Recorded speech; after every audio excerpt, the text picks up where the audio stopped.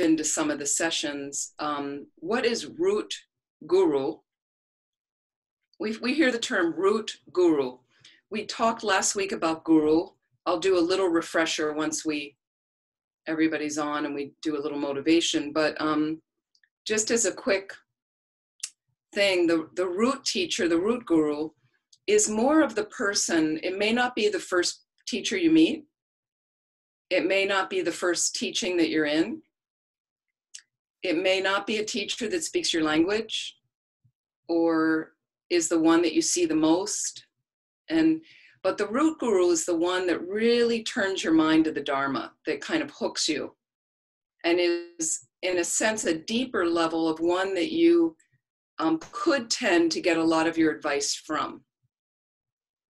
It's not necessarily the one you took refuge with or the one you took tantric initiation with. It's really that one that you have that stronger relationship with, I think, that really continues to remind you of the work you need to do. And so for me, Lama Zopa Rinpoche is that person in my life. I have many teachers, but he's not the first one I met. He's not the first teachings I've ever taken. And I didn't have a formal thing about root guru. You know, I didn't say to him, will you be my root guru, which some people like to do. I just slowly started I was first very intrigued by him. I had the good fortune to be on a pilgrimage with him and many, many students right in the beginning before I was Buddhist. So I watched him. Every outing we had, I watched as much. I could see him interacting with people. I could see my little interactions with him. How many things around him, I saw how the Tibetans responded to him. And I saw some interesting things. For instance, when we went to Tibet in 1987, it was kind of one of those pioneer places at the time. And if you've traveled kind of budget traveling around the world, you get a hit of what's the latest hotspot, you know. And so at that point, Tibet was open, relatively open, and a lot of people were going overland from Nepal. And so there wasn't much set up in Tibet. There wasn't any organized scheduled transportation across Tibet between the cities. There wasn't, you know, but we were warned in Lhasa, there were packs of very vicious dogs when we were there, mastiff-sized dogs, so good-sized dogs. And the Tibetans didn't treat them very well, even though Buddhists are supposed to be taking care of all beings, but the dogs were dirty, they lived outside, and the Tibetans would throw them scraps out of kind of tent restaurants and kick them, and it was quite sad. But the dogs at night would kind of run in packs looking for food. And we were warned not to go out at night alone and to go with people, to have a big stick in case the dogs attacked you. And I did meet a woman who was bit by dogs twice on her way to Lhasa in Tibet, attacked one time by 5 dogs, and she had scars up and down her arms from these attacks, so I think it was legitimate.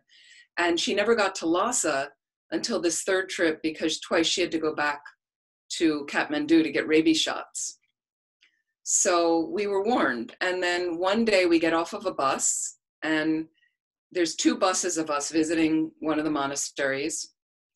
And we see, as Rinpoche gets off the bus, there's a lot of dogs around the bus. And, you know, a lot of students started to run over to him and said, Rinpoche, be careful, the dogs.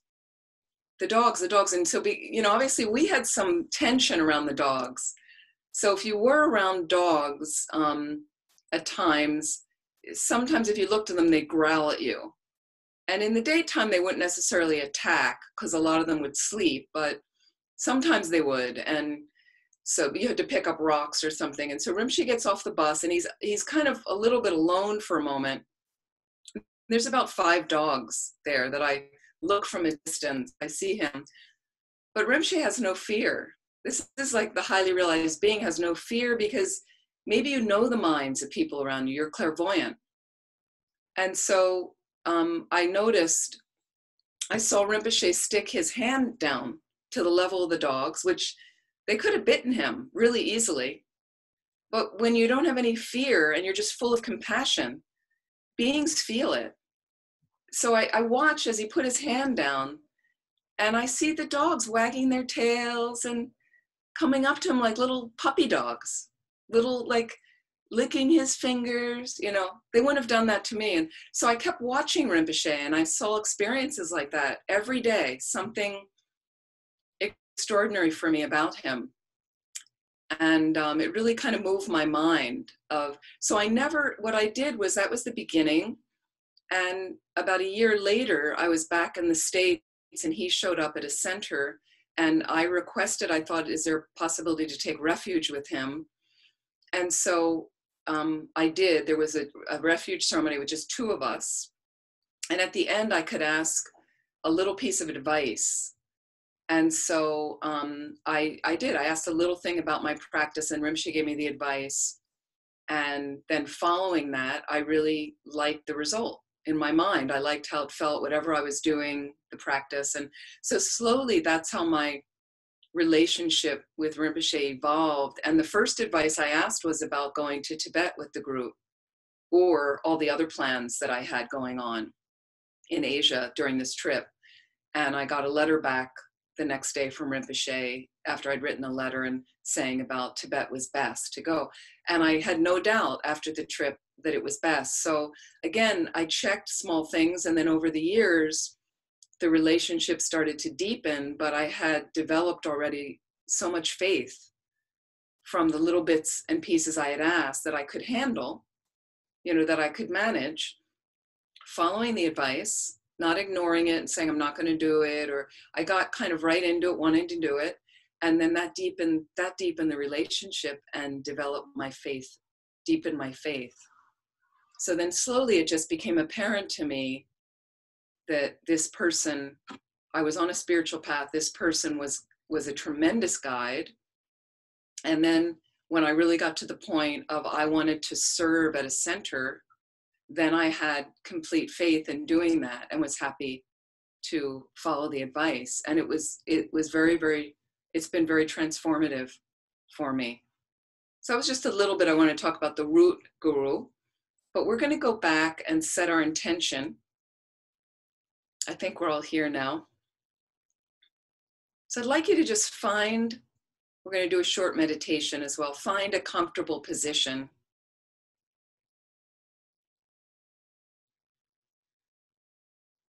Just check that position of your body. And if you'd like, you can lightly close your eyes.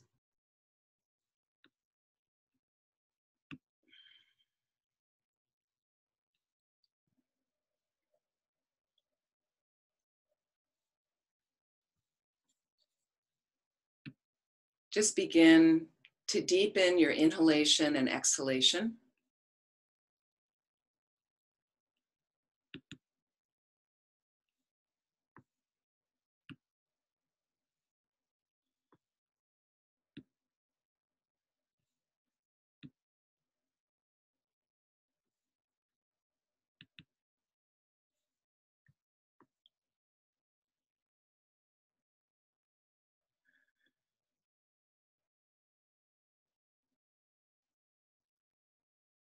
And reflect on your purpose for showing up at this teaching right now.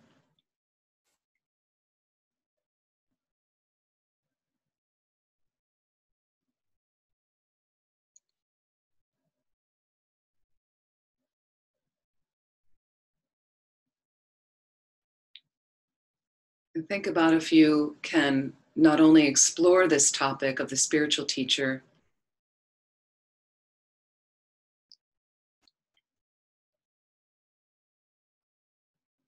but use some of the information that you may gather from this class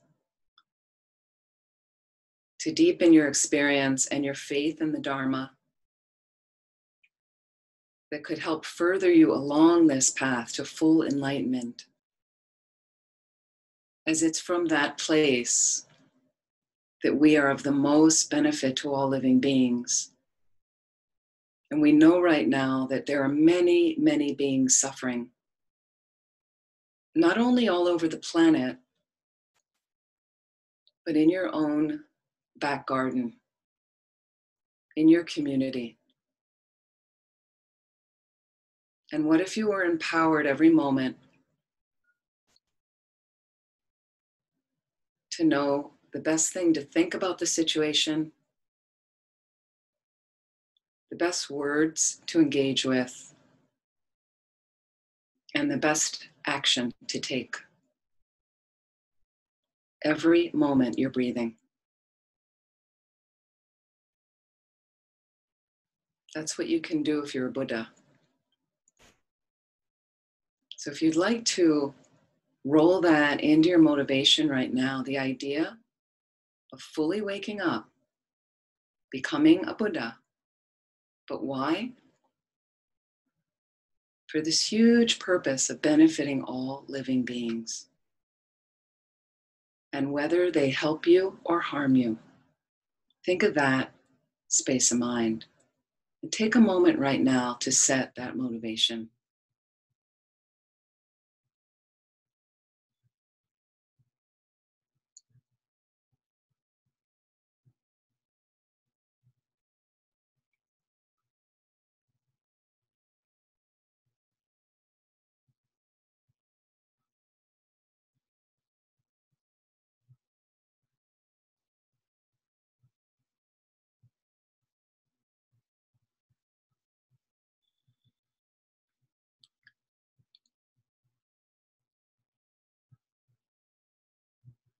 Let's go back to the meditation of why we need a spiritual guide.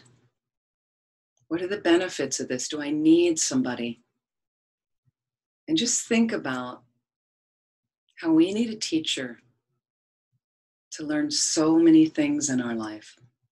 Think about this since you were a baby until now.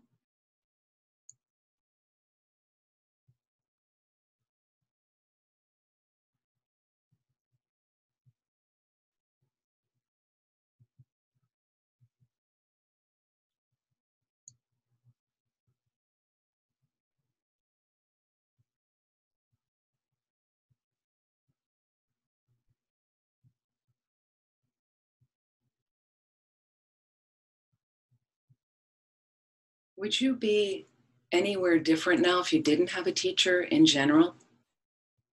If you didn't have teachers to bring you to where you are now?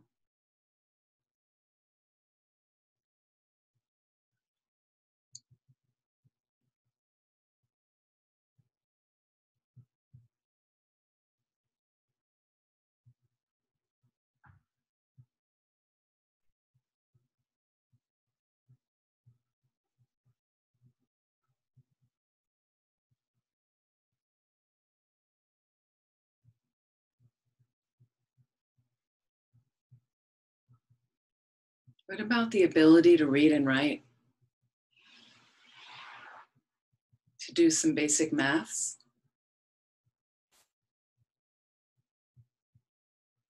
What about your vocation? Did anybody train you?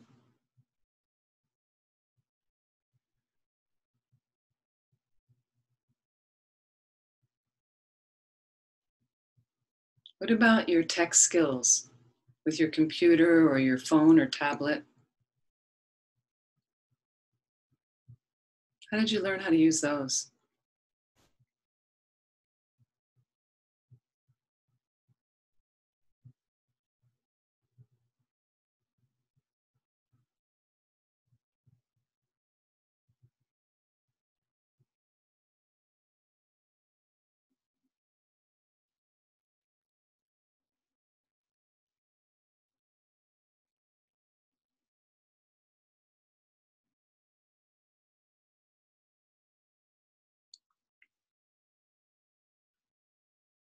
Think about the more significant teachers in your life.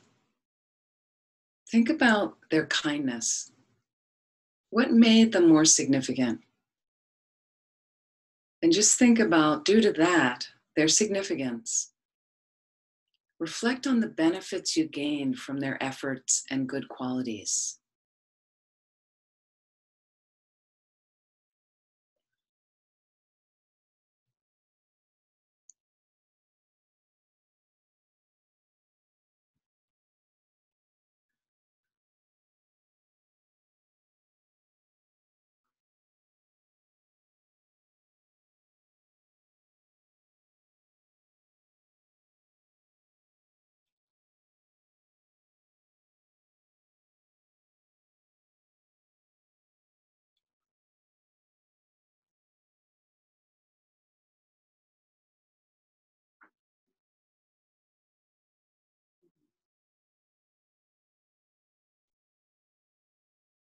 And think about a spiritual teacher now. The great importance of having a spiritual teacher. Okay, this is about your mind. This is a person that will help you take care of your mind. They teach us what to practice, how to practice, what to avoid. They teach us about samsara's nature, the cycle of suffering.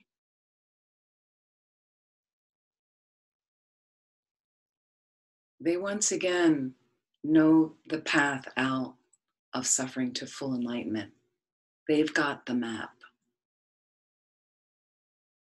Imagine relying on somebody who knows that. So, this is territory. Just think, we've never been here before. If we have, we don't remember. Do you need a guide on this path? Just reflect on that for a moment.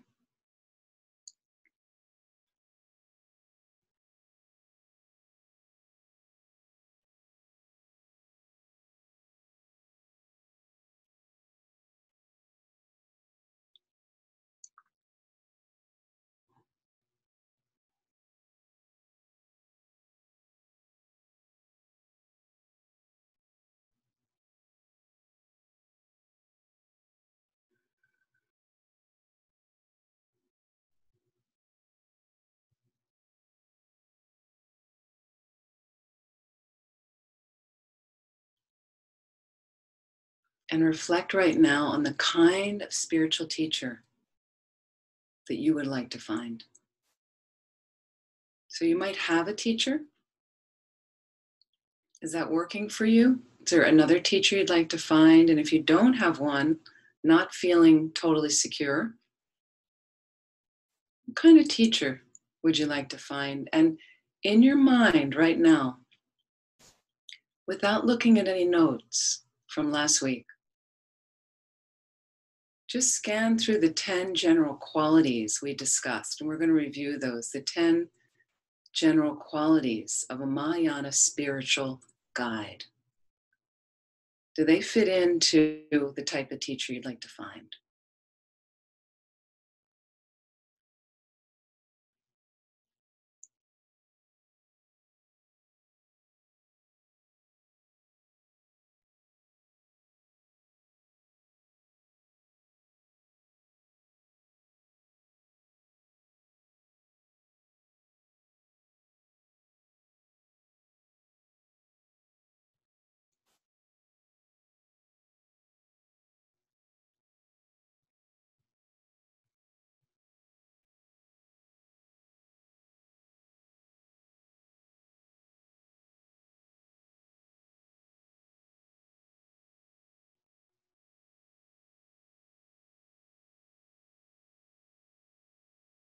And generate now in your heart and mind an enthusiastic aspiration to find a suitable spiritual guide, qualified by having an open heart. Okay, and through your own checking, your own investigation, just generate that in your heart for a moment. Feel the confidence and joy if you found a teacher, a qualified teacher. And if not, generate that inspiration that you will find someone.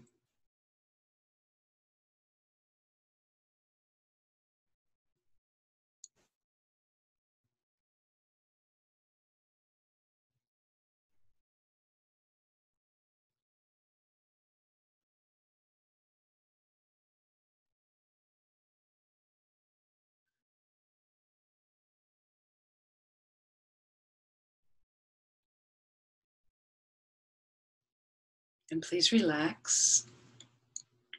When you're ready, slowly open your eyes. Just savor and just notice any bubbles of thought coming up, how you're feeling.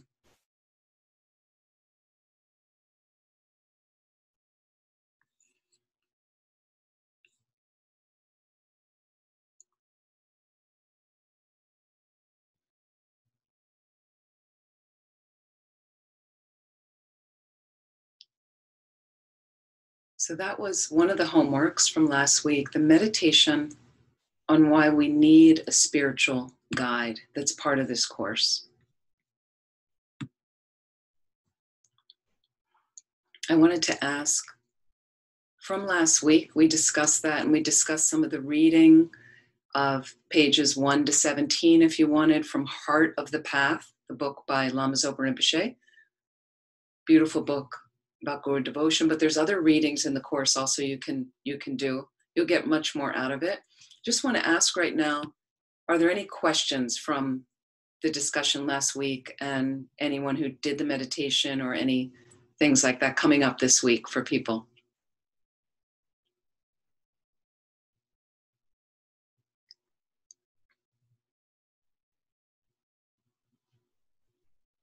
Okay, everybody okay?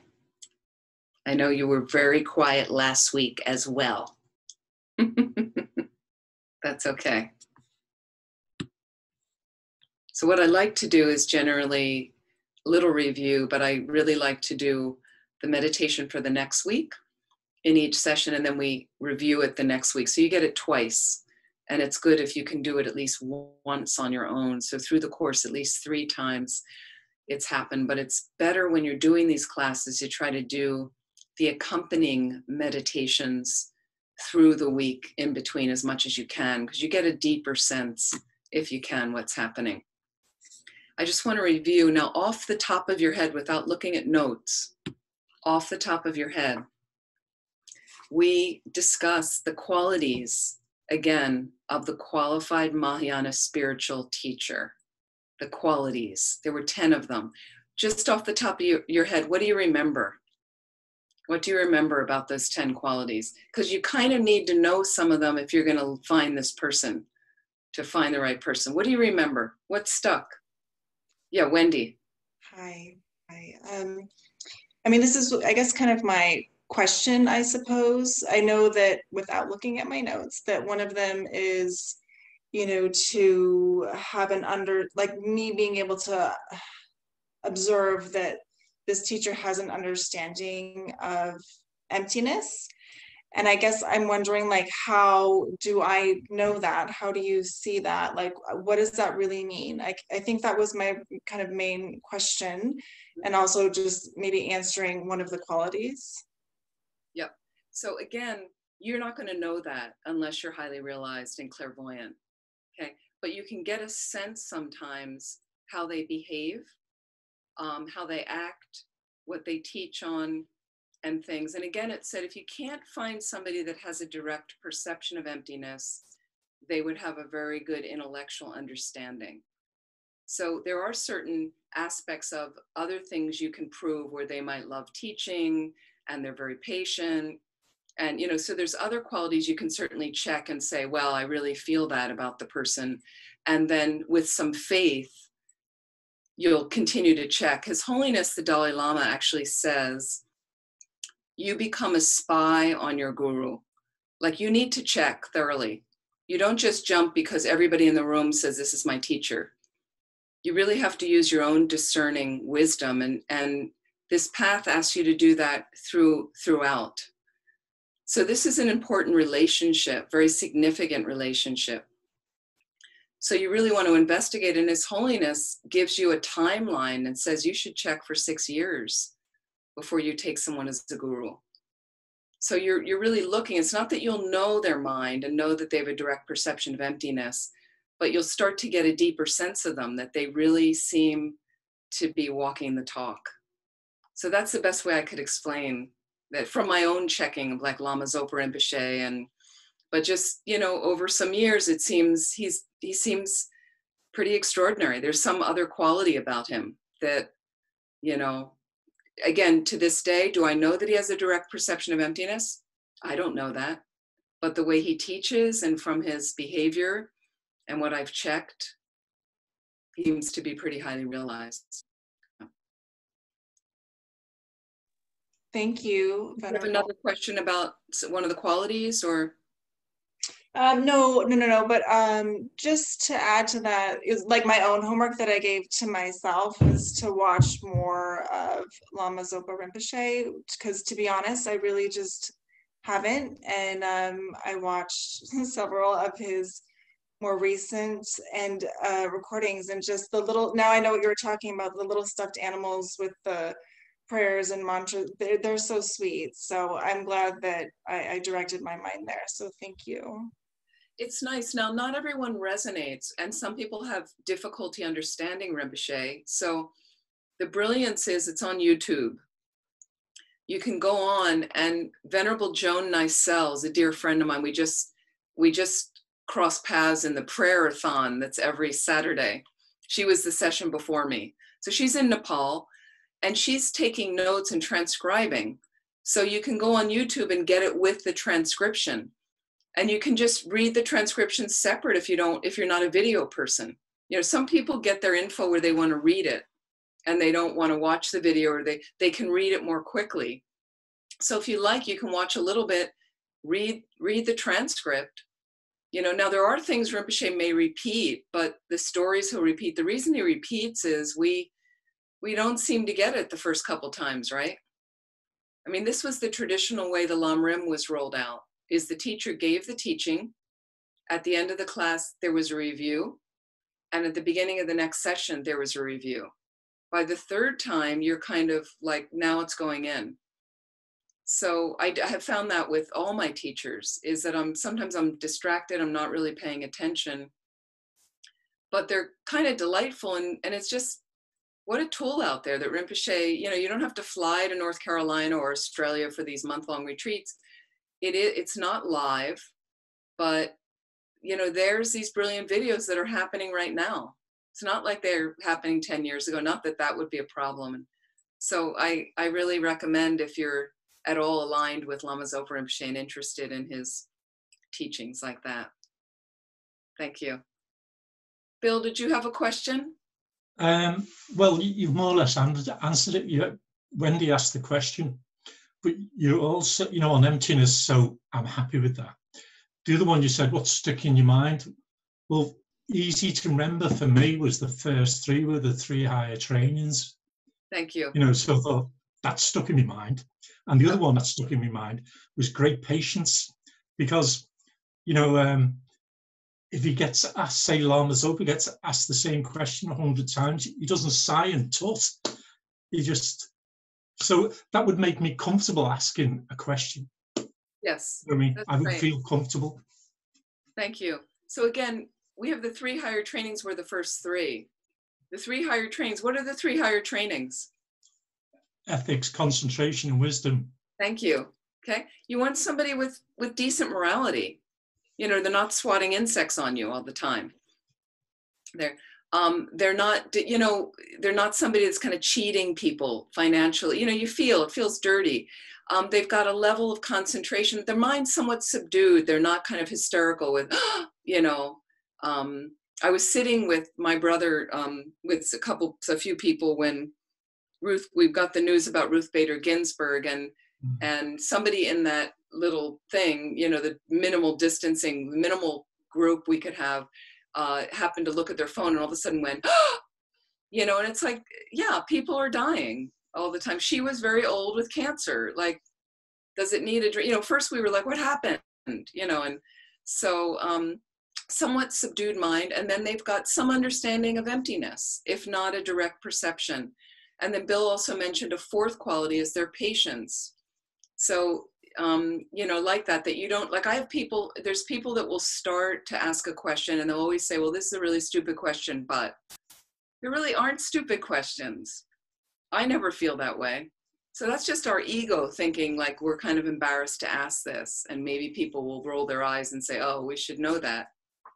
It's nothing, we're all at different levels. And then think about more qualities and knowledge than the student. They have a wealth of scriptural knowledge and oral transmissions. They might have a direct perception of emptiness. They have enthusiastic perseverance for teaching. They teach according to the different levels of disciples, so they have a skill in that. They teach out of loving kindness and great patience. So these make sense. Like when you think about who do you Who do you want to guide your mind? Those are kind of qualities I feel comfortable with. And you have to think about that yourself. Okay. And then we talked about, just as a little review, what are the qualities of a disciple? 3 qualities of the disciple. What do you remember? What do you want to be like as a disciple?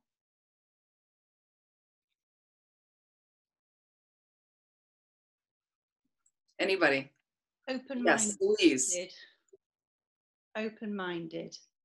Open-minded, thank you. That's right. Unbiased, impartial, right? What's another quality? Patty. I think, are we talking about the example you gave of the teapot or the proper vessel? You don't? No, just the disciple. There's 3 qualities of the disciple. Okay, sorry. Certainly related to that. Certainly related to the teapot. What do you remember about the teapot? How do you want to show up for a teaching? It related to the analogy of the teapot. Go ahead, Patty. What do you remember? Yeah.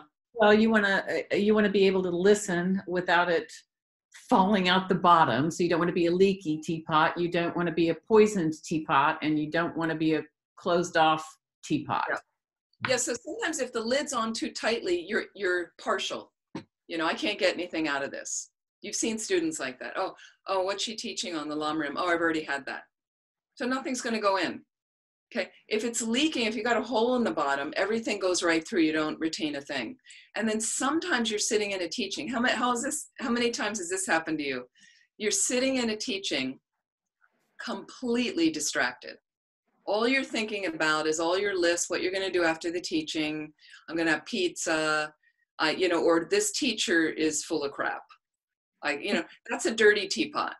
So it taints everything that you're hearing, like that. So another thing about a student is you want to have the intelligence to kind of know right from wrong. So you can be discerning about the teacher and the information they're giving you.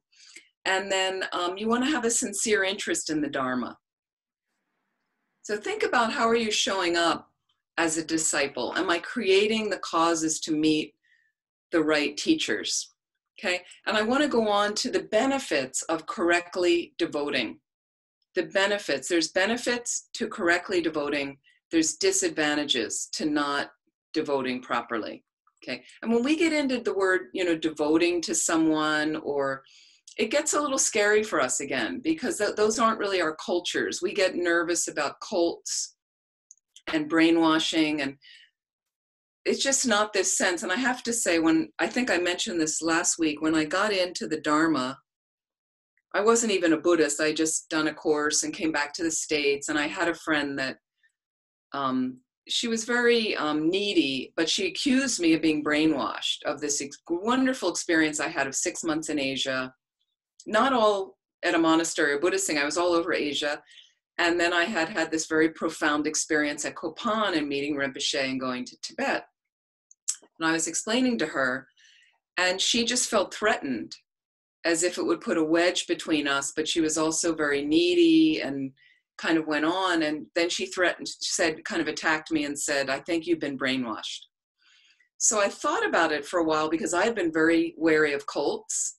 And I had some friends that got pulled in years ago, around this time, a couple of years before this. This was in the 80s. Do you remember the Moonies? Does anybody remember the Moonies? They were in the States. They were a really serious cult, very dangerous. And I had 2 friends that told me, before I met the Dharma, they had gone to a place, they were invited for a weekend, upstate New York. This is on the East Coast. And they went there, they took their shoes, and literally they wouldn't let them leave. And Saturday night of the Friday night weekend, whatever, when they wanted to leave, they wouldn't let them leave. And they had to escape and climb over a barbed wire fence and run away without their shoes to get away from them. So I was really afraid of that. And so I think some of you have told this story before, but when I saw the poster about the meditation class at Kopan Monastery, I was in a cafe in Kathmandu, just traveling like anybody else. Wasn't looking for any spiritual thing. I just was like, when I'm working back in the States, at the time I was living in Washington, D.C., I don't really have the luxury of 10 days to do like a yoga retreat or a meditation retreat. I didn't have that time. We get very little holiday in the States. So it was a 10-day retreat. And I thought, I've got the time right now. I took 6 months off, right? So I've got the time. And but I called them because I was afraid of the cults, right? I was very skeptical. I was discerning, I was checking up, and I called and I asked all these questions, and I liked all the answers. And my last question was, do you take our shoes? Right? So I think there was a monk on the other, and they must have thought, oh God, these crazy Westerners, And so there was a pause, and then the response was, well, you can't wear your shoes in the meditation tent, but you keep your shoes. Okay. So I said, all right, I'll try it, and I walked up the hill, and it took me a while to get there, and I signed up, and it was brilliant. It was really great. So you do want to check, and I was very wary and very skeptical in the beginning and questioned everything. I questioned everything. So I think it's very good to come with a discerning mind and check up and be wary. But when my friend was accusing me of being brainwashed later, when I came back to the States, I thought about it for a moment. And then I thought, and Kopan is so open and you can leave whenever you want. You don't like the course, no problem. And I thought about it after a little bit of reading about Dharma, and I thought, well, I don't know about the brain, but my mind needs to be cleaned. It needs to be washed, needs to be purified. So on some level, I thought, I didn't say this to her about, yeah, I think you're right, but I really thought we need a level of purification. And the more we do purify, we have specific practices in our tradition, but the more we do engage with some of them, you can develop more faith in the Dharma and find a proper teacher and develop more faith in them. So I want to talk about what are these advantages? What are the benefits of correctly devoting? There's 8 of them, and there's 8 disadvantages, which are basically, in a sense, the opposite. But you come closer to Buddhahood. That's number 1. Number 2, you'll please all the Buddhas because the Guru encompasses all the Buddhas. Number 3, you'll never lack a spiritual teacher in future rebirths. Number 4, you will not be reborn in lower realms because your negative karma gets purified if you're able to follow the Guru's advice. Number 5, you will not be overpowered by inner and outer hindrances. Number 6, your mental afflictions and compulsive bad habits will be curtailed by the strength of your devotion. Number 7, you will achieve all your short and long-term goals. And number 8, you complete the accumulation of merit and wisdom. So those are benefits or potential benefits.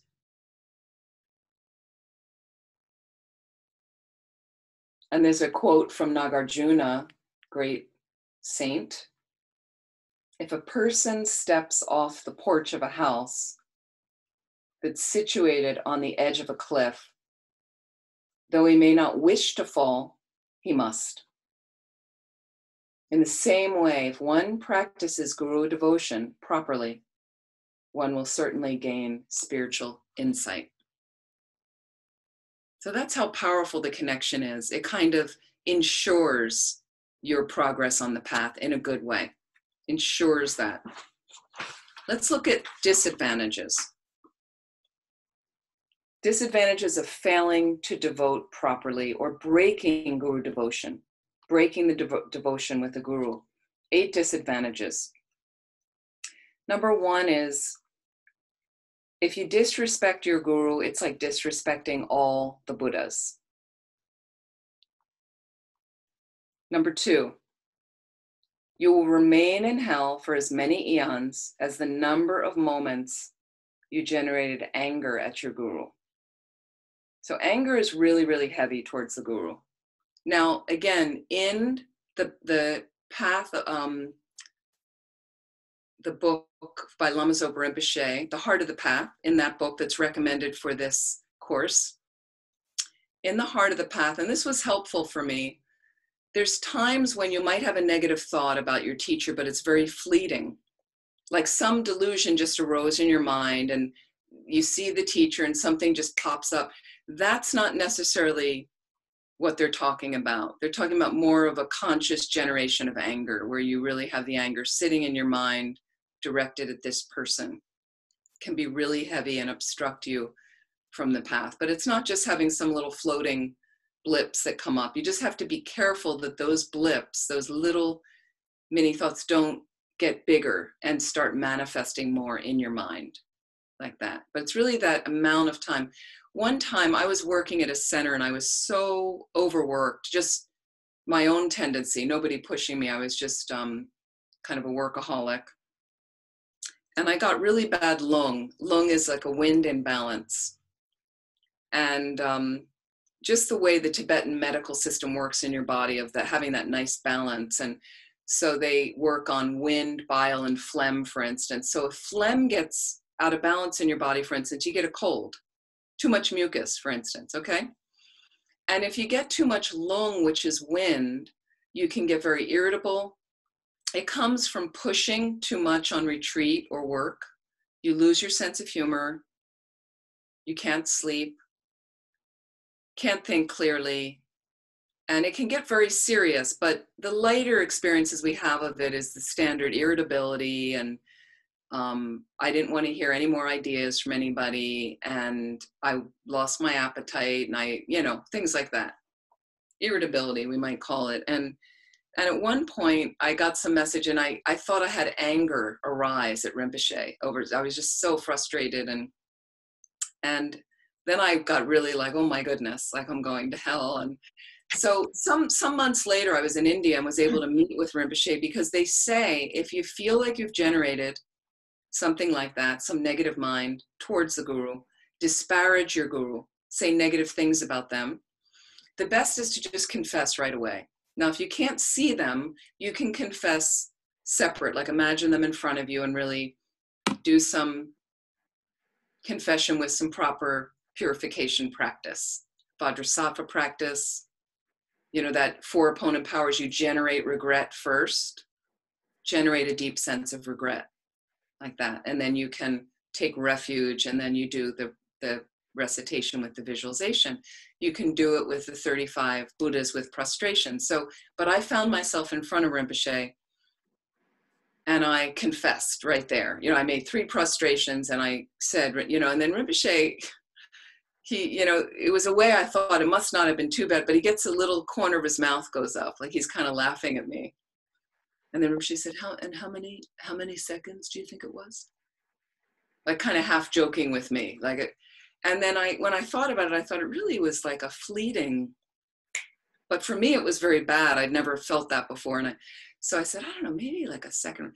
And then Rinpoche just discussed some other purification I had done and said, well, you've, purify all that. And so that can be very heavy though. And there are people when negative things happen, we're going to talk about that as well in the future.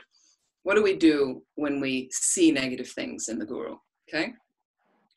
So that was 1 and 2 of disadvantages. Number 3, you will not achieve enlightenment, even if you practice Tantra, the quickest path. You won't get enlightened if you're continuing lack of proper devotion. Number 4, your practice of Tantra, even if you practice that, will only result in lower rebirths. It's not really going to get you more quickly to enlightenment. Number 5, you will not develop fresh qualities, and those that you have will degenerate. Spiritual qualities. Number 6, many things that you don't wish for in this life will show up for you. Illness, lack of fortune, business problems like that, ill health. Number 7, In future lives, you will wander endlessly in the lower realms. And number 8, you will not meet with spiritual friends in future lives. So what I'd like you to do in the next week, I'd like you to review the advantages and the disadvantages. And they're also in the section of reading. They come in some of the readings. And if you look at, let me double check, liberation in the palm of your hand, there's a whole section there on Guru devotion that it's in there, the qualities. Liberation in the palm of your hand, if you want to look at, and often in most of the Lamrim books, you can find the qualities and the advantages, the disadvantages and advantages. So have a look at the advantages and disadvantages and think about, you know, for instance, and we'll do a meditation later about these. Just think if you're, I mean, don't you want to get enlightened for one? Like if you just looked at that, you get closer to Buddhahood. So, but you have to really, when you're meditating, this is analytical meditation. Analytical meditation. This is how we do it. And this is what Rinpoche really likes us to do a little bit every day. This is the part of the practice that a lot of people that I discuss their practice with, they've gotten practices from Rinpoche. This is the part they're leaving out, that they're not getting to, that Rinpoche feels is so essential. Okay? So if you're meditating for this, you go through each of the disadvantages or each of the advantages, and you really take a couple a day. You get closer to Buddhahood. You get closer to Buddhahood. Close your eyes. Think about getting closer to Buddhahood. Is that what you're doing right now in your life? How's it going? What are you doing to get closer to Buddhahood? What would it be like to get closer to Buddhahood? So you want to analyze from every aspect what you've read in scriptural texts. What's your own life experience? When you're in a teaching, what's it like? And slowly you want to analyze, slowly go through each one. You could say you'd please all the Buddhas because the Guru encompasses that. Wouldn't that be fantastic to please all these holy beings? Because they get pleased out of people practicing virtue and getting close to ultimate freedom. Isn't that what we want for everybody on the planet? So in some ways we realize we have to get there first and then we can really help them. Doesn't mean we don't help along the way. But you really want to turn these around in your mind from every angle, soaking your mind in it. Okay? Is that clear? Does that make sense? Okay. So we're going to take a moment for a little breakout group. And let me just find my, hang on one second. I'm hoping it's not going to, they're getting a roof next door to me. So they took a pause and I was hoping it wasn't going to get too loud. We'll see if it gets loud. Okay, I'm going to give you a couple things to think about.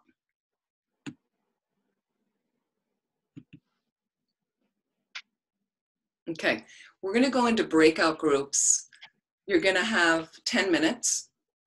Okay. And please do participate in the groups like that. So, like Stuart's going to put you into groups. And so if you can't do it, just say right now that you'd have to leave the Zoom so he doesn't end up that, you know, you'll be in groups with probably about 3 people. And we've got, let me just double check, Stuart. We've got 16 and you're going to leave me out. So basically you could do 5 groups of 3. Yeah, I'll be back in the main room too. So I've set up 5 groups. So one of the groups will be a 2. Okay, that's fine. And if there is, if they're somewhat different than last time, yeah, is it possible? That would be nice to mix it up a little bit. Yeah. What I'd like you to discuss are, what do you think? Do you need a teacher? What fears do you have? Do you have any fears about devoting to a teacher? Okay. And what's your own experience if you have a teacher? How did you find them? How is it working? What was the feeling around when you talked to other students and how you found that teacher and how you came to that place. So you could discuss that a little bit. And are there any doubts, hesitancy, objections, for instance, on this path for you with this guide? So share any personal experience as well that you might have with people, and also with other people that have improved themselves by relying on guidance from others or perhaps a spiritual teacher. Okay, everybody clear? So 10 minutes and then we'll be back. I think we're back. Welcome back. So I'd just like to hear any interesting surprises or insights from the group, from the breakout groups. Anything you learned?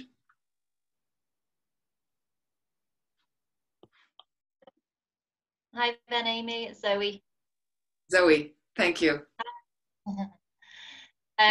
In terms of the first question about do you need a teacher, we were kind of saying that our sitting on the cushion practice is probably not quite as good. I've lost you, I can't see. It's probably not quite as good as it should be. Definitely not. And you know, in terms of do you need a teacher, I would hope that if I had a formal teacher that would keep me on track a little bit more, because you feel like you've got someone to answer to, and you know, someone kind of asking you where you're up to, or you feeding back, and you know, so hopefully that would make the sitting on the cushion and the meditation practice stronger if you have someone to guide you in which meditations to do as well. Yeah, what do people think about that?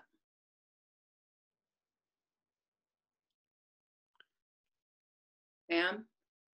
I was just thinking that the way it's panned out for me, there's not been one. I have got a teacher, but in fact, there seem to be quite a few teachers, and they sort of just pop up for various things. And sometimes you're doing a certain practice, and then it might be a lay person, but there's some very good lay people out there teaching, aren't there? And Sure. they just seem to be there. And so it's not one teacher in that case, and they keep me on track, but in a specific practice. But it's almost as if, yes, I hope my mind's open to looking for them, but I'm not actually hunting them out. Yes. Does that make any sense? Yes. And often, I think if we are open, we can learn from so many different beings and so many different instances. Absolutely. So I think it's nice to have that openness to take in different information. And your teacher can be a lay person. They don't need to be a monk or nun or Tibetan or anything. They come in all shapes and forms and colors like that. Absolutely. But there is something I found myself, and thanks also to Anne and Zoe. And Zoe, something also that you reminded me of is we do sit on our cushion, some of us do, and we're reading a Dharma book, and we might decide on a course. And what I found myself is if I'm able to get one teaching in front of some highly realized being in person, when we're able to do it in person, and I mentioned some of the retreats I've been to with Lama Zopa Rinpoche, and whether it's even a day or a session, but somehow it kind of lights me up from the inside out. So obviously the closer connection you have with that being, I think if you have some good faith, you get more out of it. But you can always be checking in there. Would this be a good person? And right now we are left with videos and audios. So we can listen, we can watch and get a sense. And I do like Rinpoche's current ones to watch them as currently as they are happening. There were a couple that actually went live that I could watch it live, even though it's a totally different time zone. And so with that, I feel like it does something on a cellular level. Now, I can't say scientifically that it does. That's just how I feel. And I think that's something about my own, the little level of faith or something. So I do think, Zoe, it is a way of kind of picking up the practice for you and deepening that for you. So absolutely. Any other comments and from the groups? Anything interesting come up?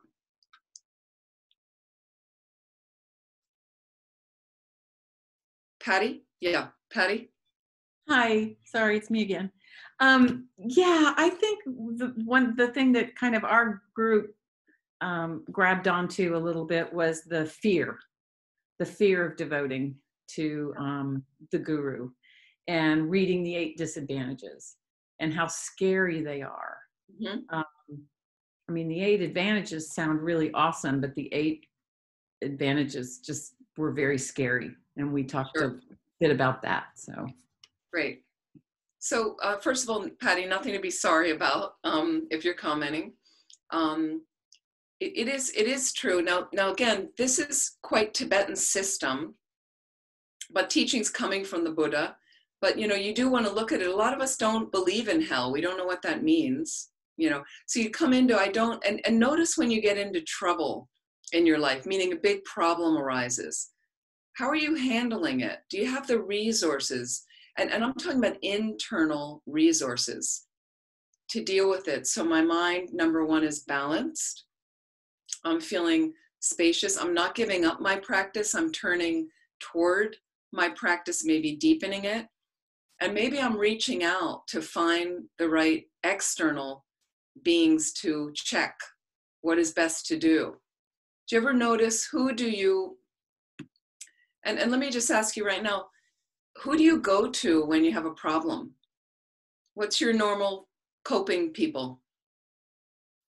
Do you ever call people and, this is before, let's say before COVID, we could meet with people. But I'm just curious, who did you reach out for in your times of difficulty? Who did you turn to?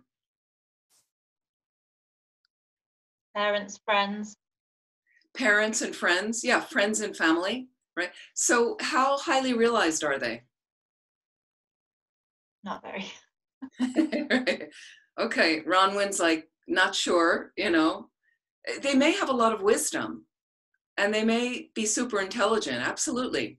They may have incredibly good hearts, okay? And we don't know the level of their realization. Unless you're clairvoyant, we won't know that. But I find it so interesting that we go to friends and family, the closest people to us, and people that we believe really care about us. But how many times have they advised you based on their own agendas?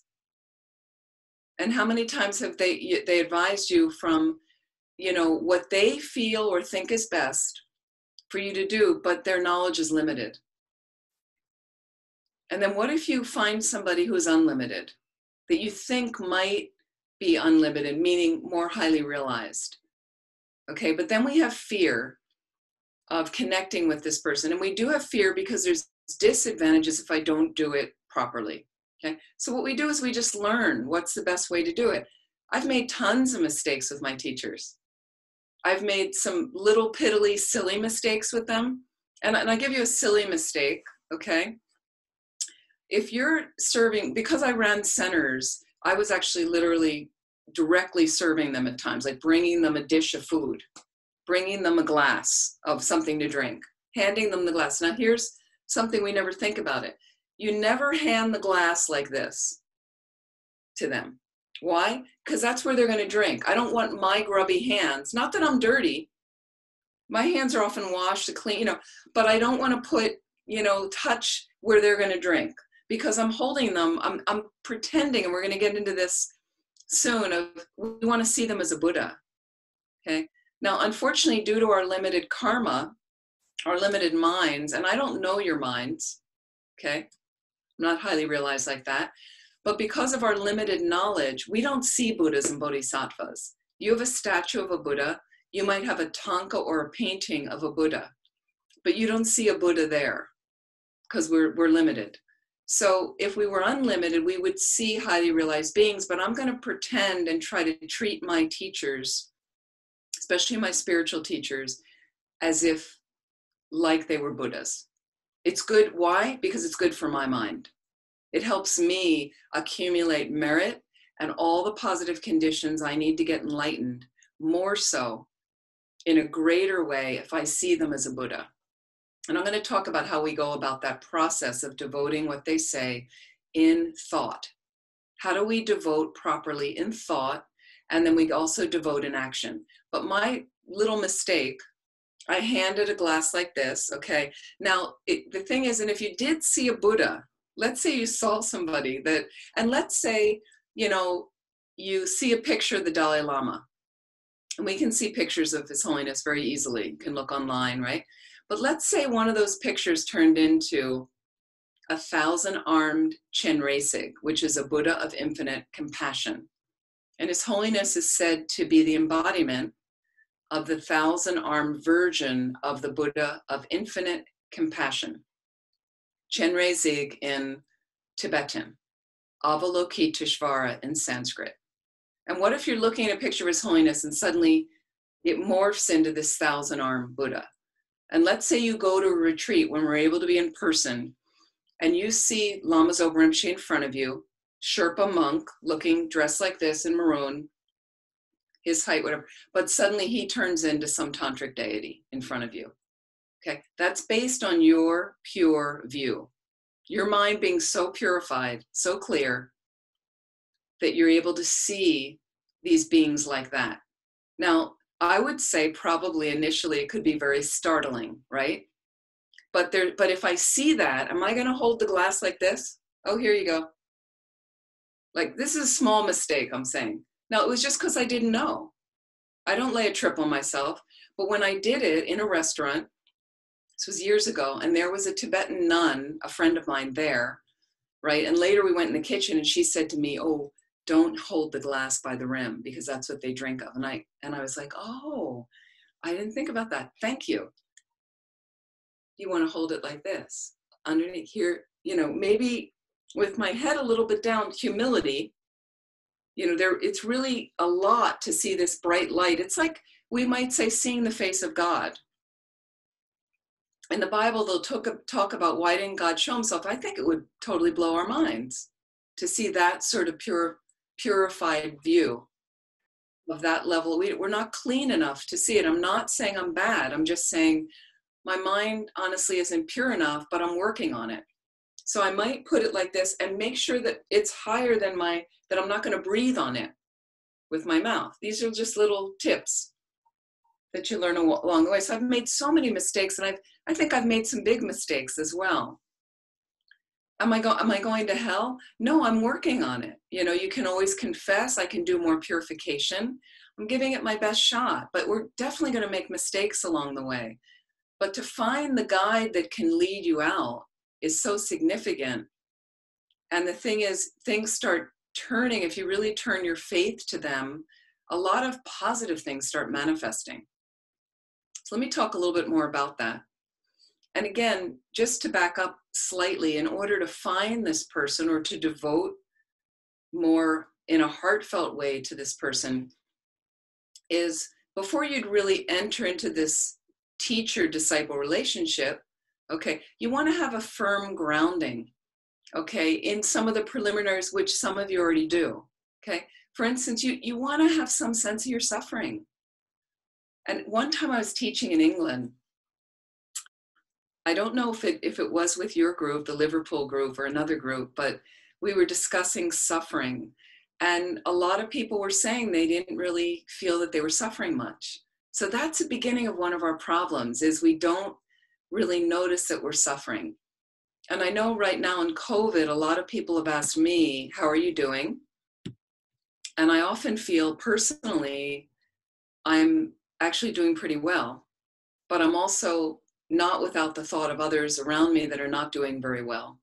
And all you have to do is tune into the news to see that there's a lot of people not doing well, and think about all the people with COVID, the people that have died, their families, and on, all the other wars and atrocities going on. And I can just step outside my door, and the divisiveness in the States right now is a lot. You know, people complaining about, did you notice in my neighborhood, my Biden sign, people are putting political signs now on their lawn, printed signs that are, you know, professional signs. And the candidates call you and they'll say, do you want a sign? Okay, well, there's a lot of different signs, you know, different people running for different offices, but somebody was just complaining that the Biden signs last night near me were destroyed, were cut up, and, you know, so there's like, you know, that's rude. That's not nice. not a kindness like that. So what if you don't recognize your own suffering? It's something to look at. Even your pleasure is fleeting. Even your pleasure is a fleeting pleasure that you can't hang on to until you have ultimate happiness. So we want to really explore those sufferings, which are the 3, the 6, and the 8, they call it in the Lam Rim, which is part of that middle scope motivation. You know, I realize that it would be great to end my own suffering, but there's all these people on the planet still suffering. Will I be happy, be able to sleep well at night, knowing that they're suffering?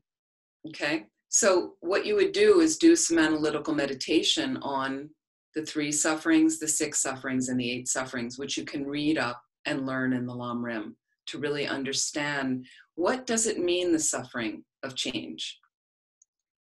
What does it, it's a more subtle one than blatant suffering. Blatant suffering we've got, we understand. You get a headache, you have the flu, we understand. But the suffering of change is more subtle. What's that about? Okay, so they give an example that you're sitting in the shade on a hot summer day, it's wonderful, feels really nice, sitting under a tree on a bench, looking around at the trees and the flowers and the grass. Very pleasant. It's very pleasant. It's very pleasant. Now I'm a little chilly. I'm a little chilly. Now I'm a little bit cold. I don't have any jacket to put on. So I decide to move to the other side of the bench where there's sun. And I move. Okay. And now it's lovely, warm, rays of the sun, delicious, great. Feels really good. Pleasure shows up. Pleasure. Okay. And I'm sitting and it's wonderful and it's wonderful and it's wonderful. And now I'm a little bit too warm. Okay. So we mistake the change as pleasure. We mistake the change as pleasure. Okay. But if sitting in the sun was really the pleasure, if that brought more and more pleasure and that was ultimate happiness, the longer I sit there, the happier I'd be. But it's not. The longer I sit in the shade, it's simply this suffering of like, again, here I am in this situation and it's exhausted itself and worn out, the suffering. It's the end of the holiday again.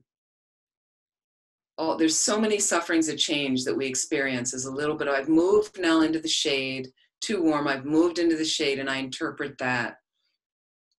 I interpret it as pleasure. That's why we get hooked. We have trouble discerning our suffering in this culture, in our cultures. Okay, so it would be really helpful and beneficial to start to look at a recognition of your own suffering.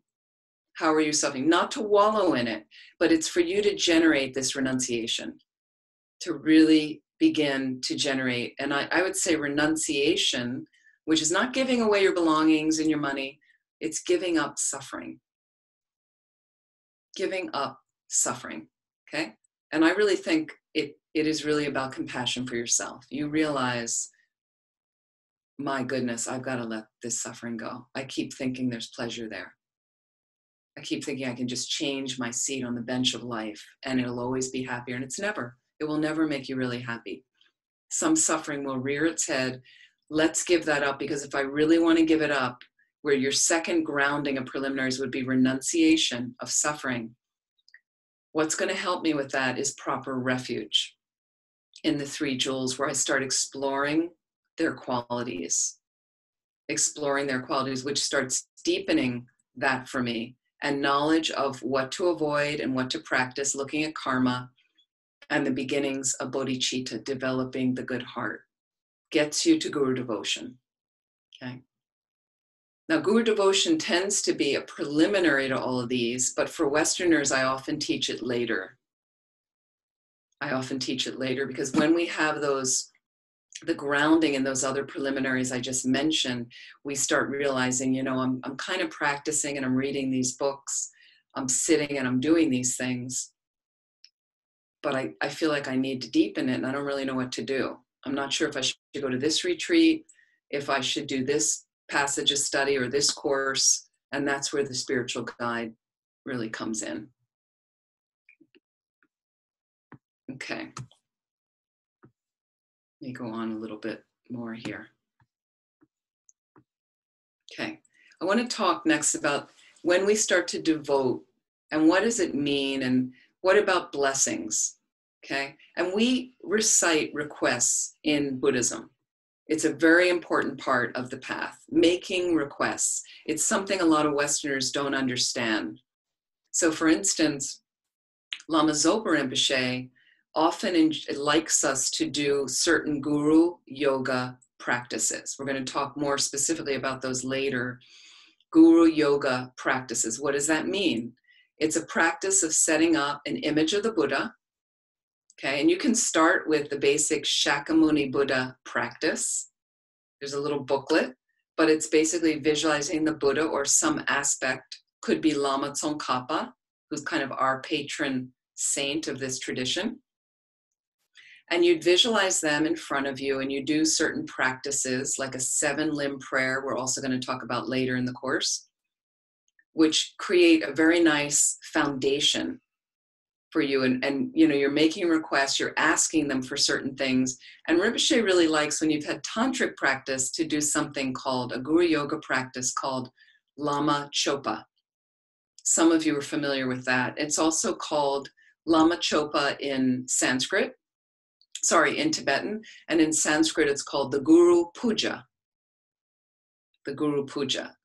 And it's basically, it ends with an extensive Lamrim prayer, but it takes you through an elaborate 7-limb prayer that, again, I'm going to talk about later. But part of this are requests. There's several verses of requests. So people kind of go, oh, it's boring. You chant this tune and okay. But the blessings don't come unless you're making requests. You can put some requests in your own words if you like. I have certain requests every day. I make specific things. But I also like to do the traditional ones. There's something that I feel some kind of tinge in my mind, positive thing. So let me talk a bit about blessings, because we don't have so much of a connection with that. Okay? Sanskrit word. Okay, and I'll say blessings are like inspiration. And Sanskrit, they'll and I don't pronounce this very well, adhisthana. Okay, in Tibetan, it's jinlob. These terms, they're roughly translated as waves of blessings that uplift and bring magnificence. Again, waves of blessings that uplift and bring magnificence. That sounds pretty good, to have something that brings magnificence, right? So someone or something that is a source of inspiration uplifts us in that way, and they do so by possessing 4 essential characteristics.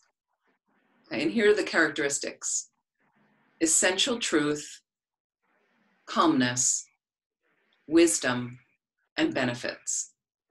So in a sense, these relate to those 10 qualities of the Mahayana Guru I mentioned, 10 general qualities. Again, how does this person lift us up? By possessing 4 essential characteristics: essential truth, calmness, wisdom, and benefits. We can understand these characteristics, okay, of someone who's a source of inspiration in the context of our guru in the following way. When we come in contact with our spiritual teacher, for a lot of us, we're uplifted. I know I always have, when I see Rinpoche again, I'm always like, oh, there's a little flutter, little upbeat for me, okay? First of all, because of the truth of that teacher's teachings. So again, if they're a qualified teacher, because they're giving me the truth, okay, it's automatically uplifting for the mind. Very powerful for the mind, okay? Second, we're uplifted toward magnificence by his or her calmness, okay? The way in which our relationship with that teacher calms the turbulence of our delusions and our afflicted emotions, okay? When I see Rinpoche, he doesn't get involved in off balance by other people's emergencies. You know, I've seen him in the midst of everybody around him frantic, and they're late for the plane, and Rinpoche's just in his space, bringing benefit. It's all he's about. I've seen this with other teachers. I've seen it with His Holiness, all the aides fluttering around, the security, and they're, and there he is, like immediately somebody needs help, and that's where he is, okay? And they're calming that turbulence of our minds. You see all this hysteria going on. I've noticed it at centers, for instance, when we're hosting Lama Zopa Rinpoche, and I notice all the students are kind of rushing around, the staff and this and that, and then Rinpoche comes in and everything kind of settles down, subdued, calming. We're the ones that have the afflictive emotions. I need to sit there. I wanted, when I was running centers, this was one of the mantras that gets going. If you're hosting Rinpoche, it's a lot to do, okay? There's so much to set up, whether it's a city center where we rented a place across town once and getting it all set up, or whether it's at your own retreat center and you're setting something up. And a lot of students come to help you, and then there's more senior students that come. But whether they're senior or not, they started a mantra. Whatever they're doing, and they're trying to take control and trying to take power, and they would say this to me. Sometimes I was the director of the center, and I would hear, well, Rinpoche said, this is what we need to do. Rinpoche said. They start dictating. So all this is flying around, and people start posturing themselves, and a little bit, mostly there's a lot of cooperative help going on. Those are the beautiful times I've seen. Like when we, in 1989, hosted His Holiness the Dalai Lama at Vajrapani Institute in California. It was an amazing day, and everybody just helped each other. That's when it really goes well. But sometimes there's a little bit of the posturing, and they come in and everything is subdued. Okay, here's third. Through the wisdom that our teacher imparts to us, we become able to see through our problems, our own afflicted emotions, to see their true nature, to see their emptiness. We start to engage a little bit more like that. Okay, or to be able to see the suffering nature of samsaric existence. Okay, some of you, and I'm just curious, you just want to put your hand up. How many of you have been at a live program with Lama Zopa Rinpoche? Just put your hand up. Okay, a few of you. Yep, thank you. Okay, so what I've noticed, and please let me know if you feel this as well, if you come into the teaching, for some people that are new, it may be hard to understand Rinpoche. Sometimes now, Rinpoche's teachings, there's a screen above his head or near him where it's transcribed, the transcription of what he's saying, which is delightful. It makes it much easier for newer students, okay? But I'm just curious if Rinpoche gave a long teaching on emptiness, for instance, maybe a teaching on suffering. Was your mind a little bit more turned toward the teaching and feeling like, oh, I understand a little bit more? Anybody's feelings? Couple of you nodding? People not feeling that way?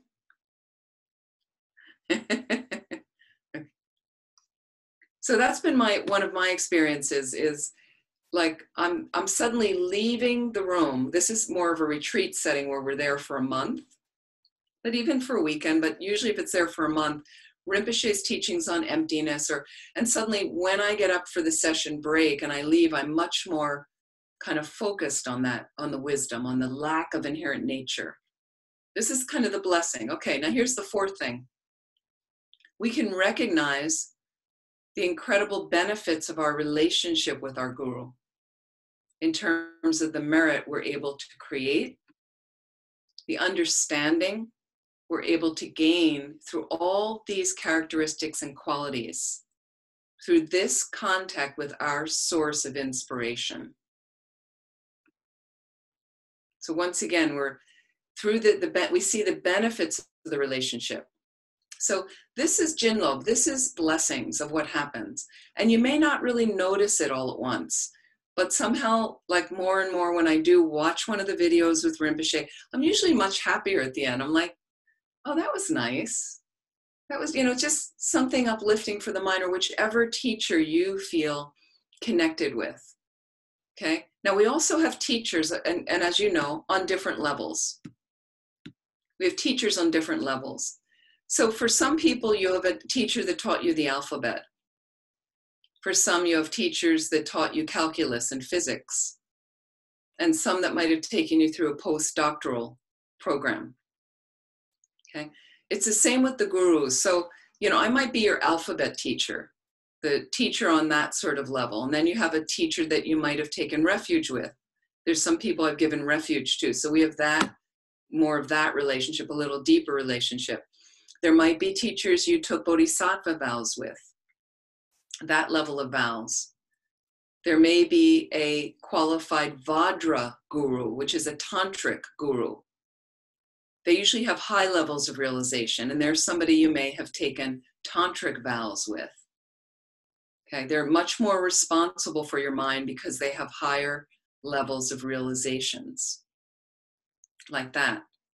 But just whichever level you identify with the teacher, and I find it really sweet, and not that I'm any great source of inspiration or teaching, but sometimes I finish a teaching and get an email from somebody later saying, oh, that was a great class. I felt so great after that. So I think there's some relationship from their side to allow it to receive the blessing. You know, they're showing up with a good mind state, and it allows them to receive that uplifting inspiration. So here's another thing the spiritual mentor does for us. And you know this analogy of the, if you have a magnifying glass, okay, and you focus it, okay, on a piece of wood, and it's a really brilliantly sunny day, and you're angling the sun through that magnifying glass onto the wood, eventually it will start a fire. It'll start burning the wood. That's the power of that.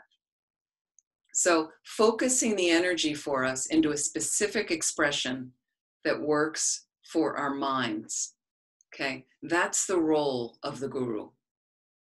So basically the light of the sun, which are the rays of the Buddha, okay, if you directly put it on the wood, it doesn't start a fire. So that directly coming to our minds, the wood, okay, it doesn't necessarily enhance our understanding. I can't really relate to it. I'm too limited to really see that it's the rays and it's the teaching from a Buddha, okay? But by specifically targeting it in this way,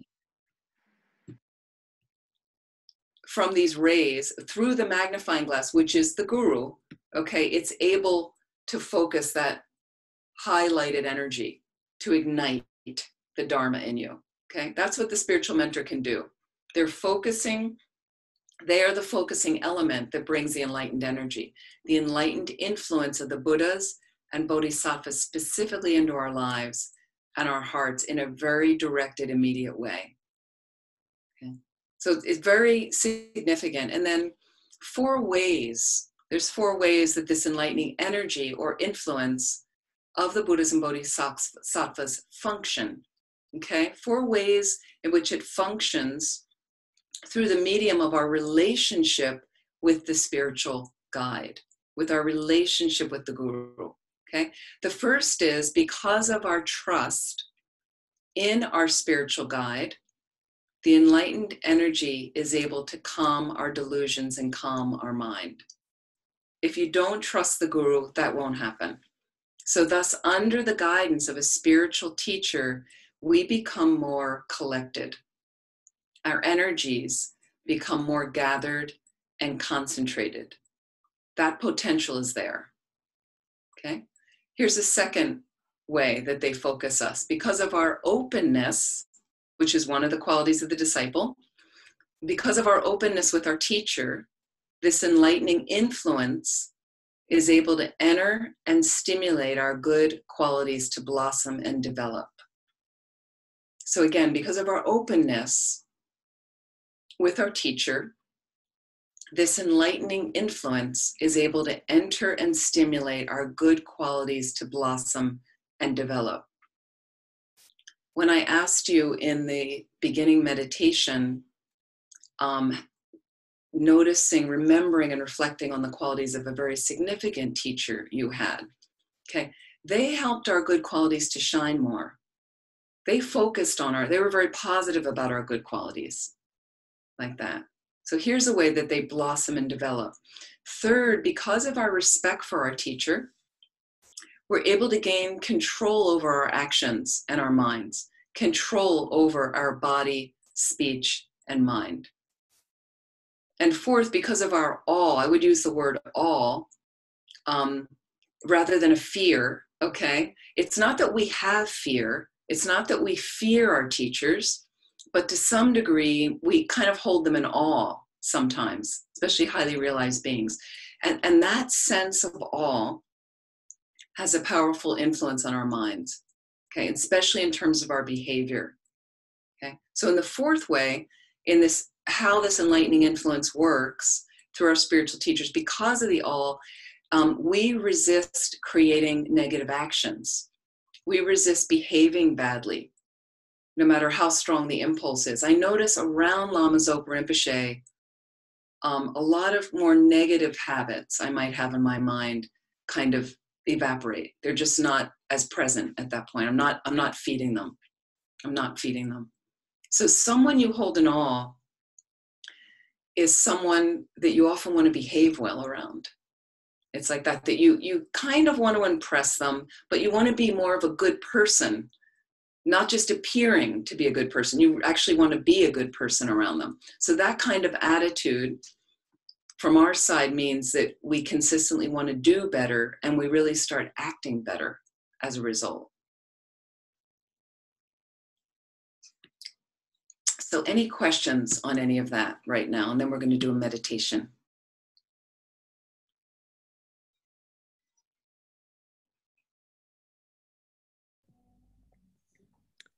I haven't got a question, but I've got an observation. Yes, Tim. When I've been around a highly realized spiritual teacher, it felt as if their mind was like a very large magnet and my mind was a tiny magnet that somehow became attuned to theirs just for the time I was in their presence.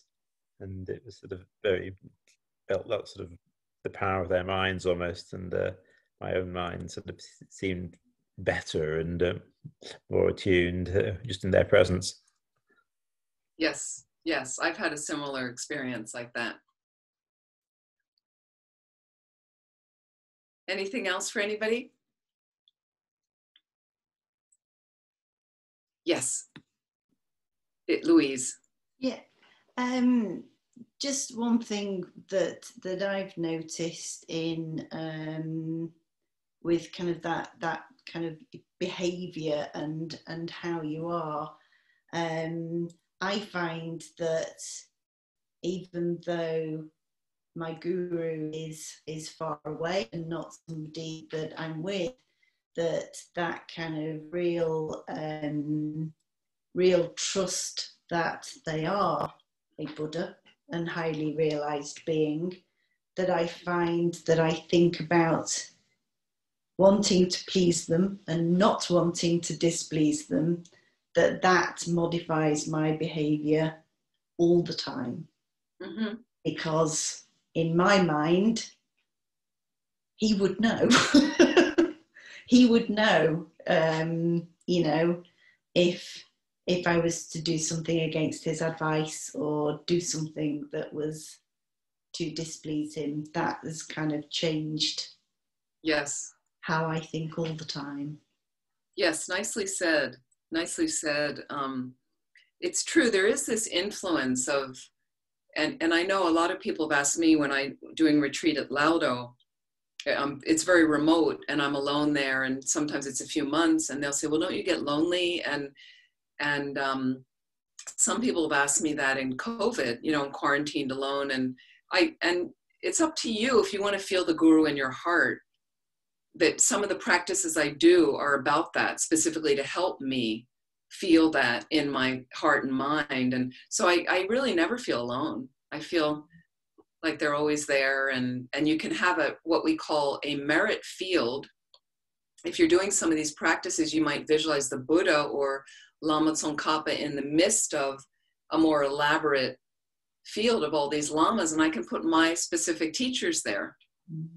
Whoever they are, male, female, whatever. And I really feel like they're there. If I visualize them, you know, I kind of want to have a sense. So it does fill you and it inspires you. And then you want to be better. Want to be better. Absolutely. So we're going to go to this meditation, which if you can do this this week would be great. And let me just find this meditation. Here we go. This is a meditation on the advantages of proper reliance and the disadvantages of not properly relying on a spiritual guide. And we're just going to go through a few of these points. So just sit comfortably.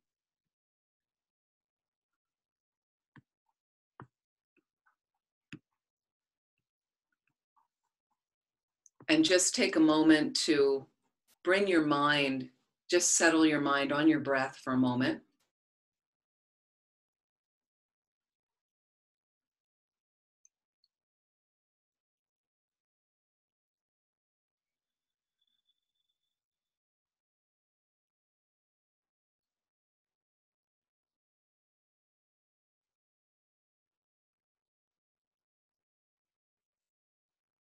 And just think, if I could properly rely on my teacher or a spiritual guide, if I can find the person first and rely properly on them, I'm going to get closer to enlightenment. What would that be like for you?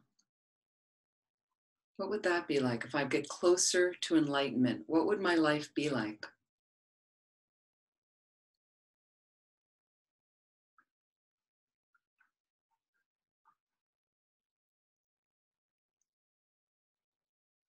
Could there be more of an elimination of my mind being disturbed, my mind being off balance?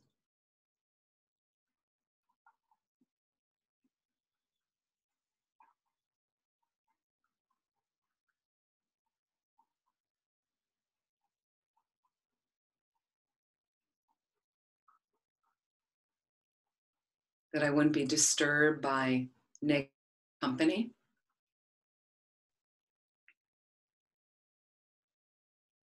What if a delusion was about to arise, but because of this proper devotion, it more automatically shut down? That I'm less and less interested in doing negative things, or just even basic laziness of not getting to our practice. What if I felt really inspired every day to meditate and turn more and more of my activities into Dharma activities?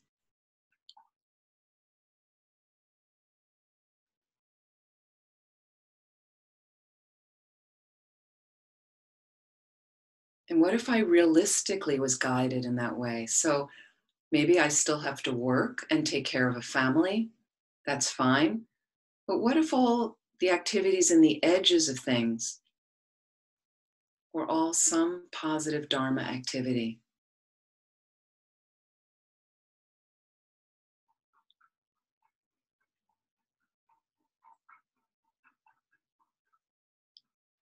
Imagine if your insights and realizations of the path increased more and more.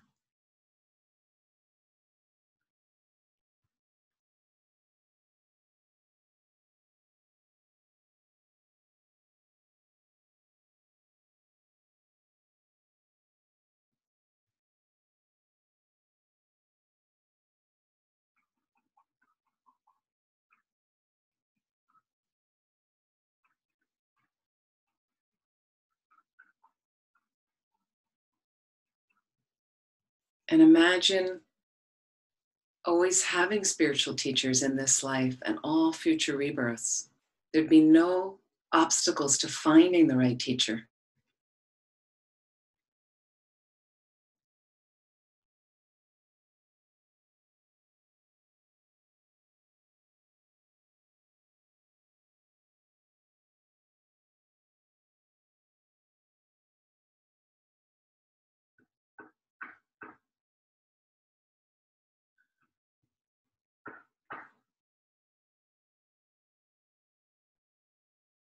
Perhaps you wouldn't see mistakes in your teachers.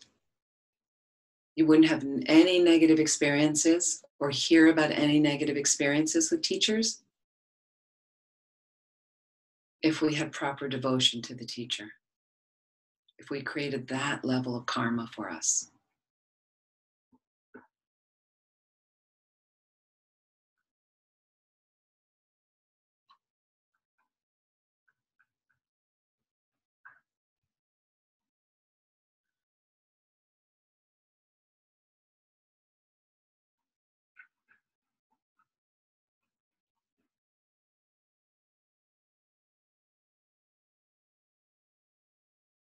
Think about, you wouldn't fall into lower realms.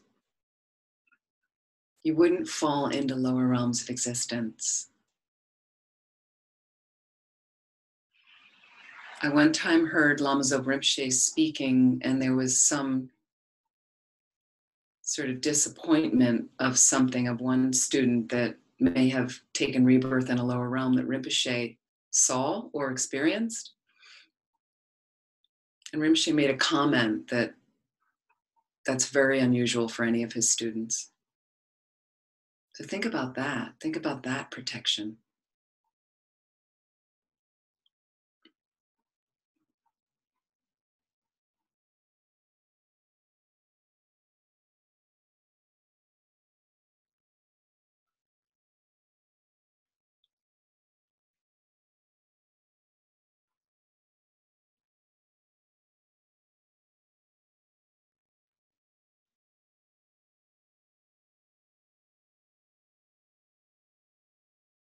Think about the ease you have to achieve all your short and long-term aims from properly devoting to your spiritual teacher.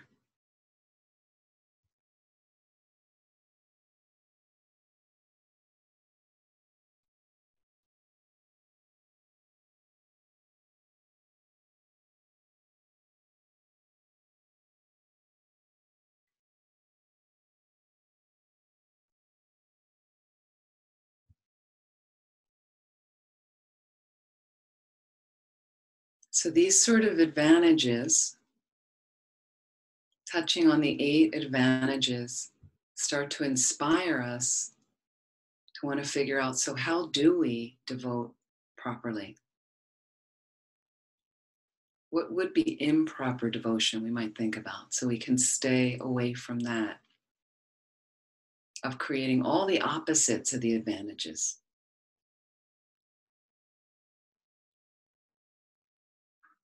So just allow that right now to generate in your heart. Just the thought, am I devoting properly if I have a teacher or teachers? If I'm not sure, can I fine tune how I'm devoting and really get it right? Just allow that feeling to grow in your heart right now. Wanting to find the proper person, wanting to learn how to devote properly in thought and action. So I've got this ease on the path.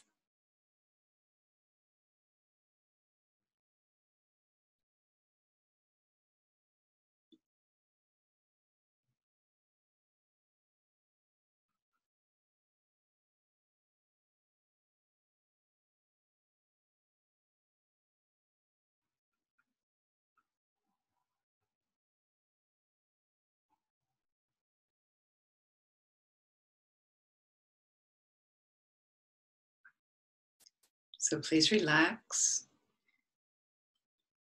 Slowly open your eyes.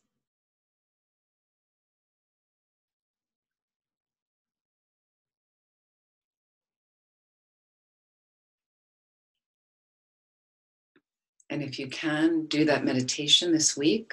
The advantages of proper reliance, you can break it down, do parts of it at one time, and the disadvantages of not properly relying on a spiritual friend. Stuart, if you're able to put the link in the chat for how they can access the readings and the meditations, that would be great.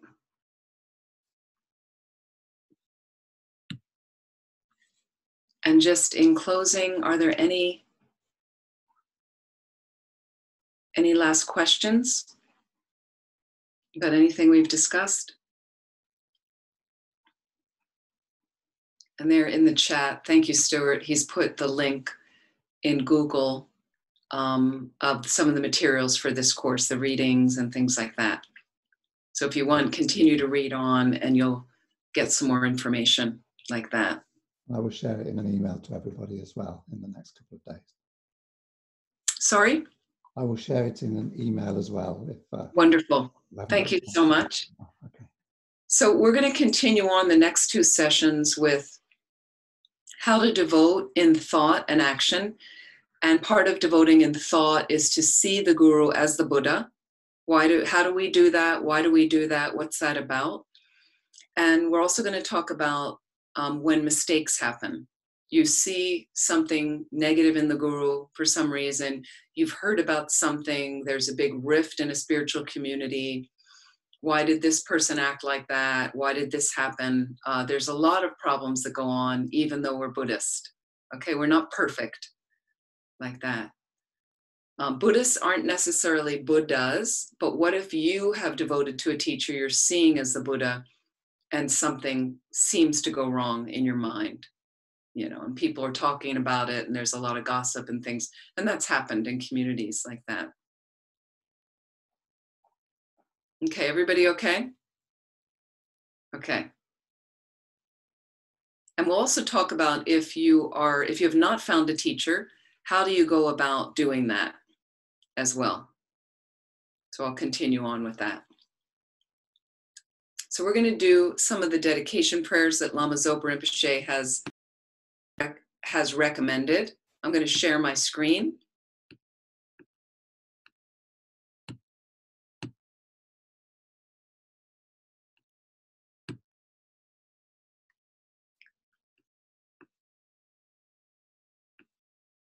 And these are specifically for this time for the COVID dedications. Let's see if I can find these. Oops.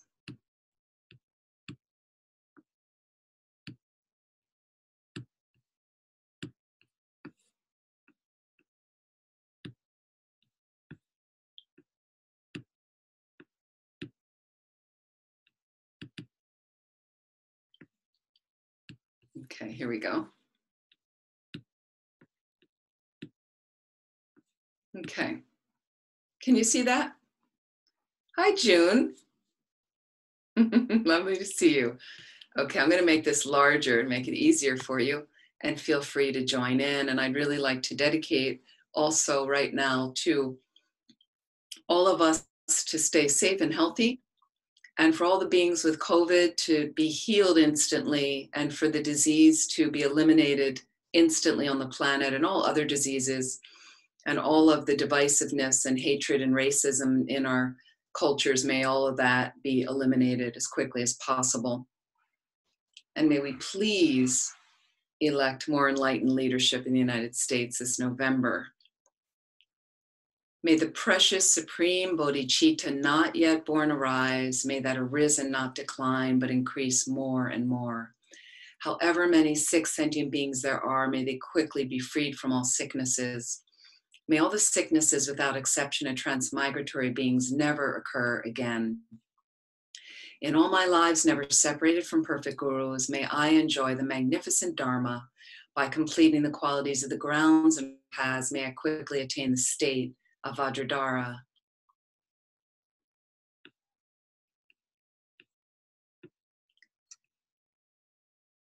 By the force of the victorious one, Tsongkhapa, acting as our direct Mahayana virtuous friend in all our lives, may we never turn away for even a second from the pure path highly admired by the victorious ones. Like the earth, water, fire, and wind, medicines, and monastery firewood, may I always be enjoyed by all sentient beings as they like and without resistance. May I cherish all sentient beings like my own life. May I cherish them much more than myself. May all their negative karma ripen on me, and may all my virtue ripen on them.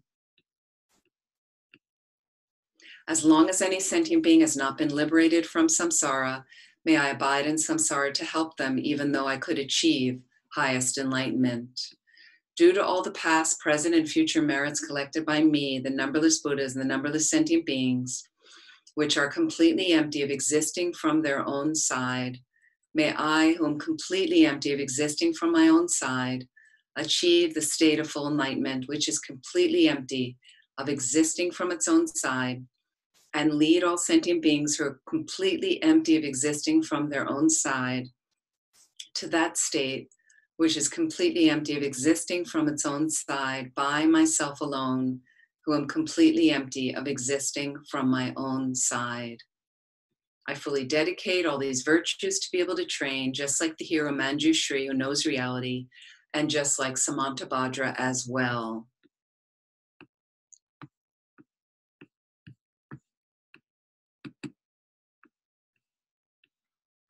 I fully dedicate all my roots of virtue with the dedication praised as the best by all the gone beyond victorious ones of the 3 times in order to have good conduct.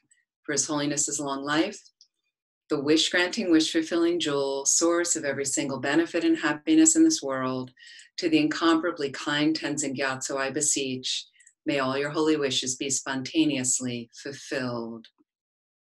For Lama Zopa Rinpoche, you who uphold the subduer's moral way, who serve as the bountiful bearer of all, sustaining, preserving, and spreading Manjunath's victorious doctrine, who masterfully accomplish magnificent prayers honoring the 3 sublime ones, Savior of myself and others, your disciples, please, please live long. I'd like to dedicate to Ruth Bader Ginsburg. May she immediately take a precious human rebirth to get enlightened to benefit all. And may the situation, the political situation in the States somehow find whatever's most beneficial to manifest. And for Norma Harris and Cindy Finfrock, who are suffering from stage 4 colon cancer, may they be healed instantly. May their treatments work well. And all the other beings suffering and challenged by serious illnesses be healed instantly.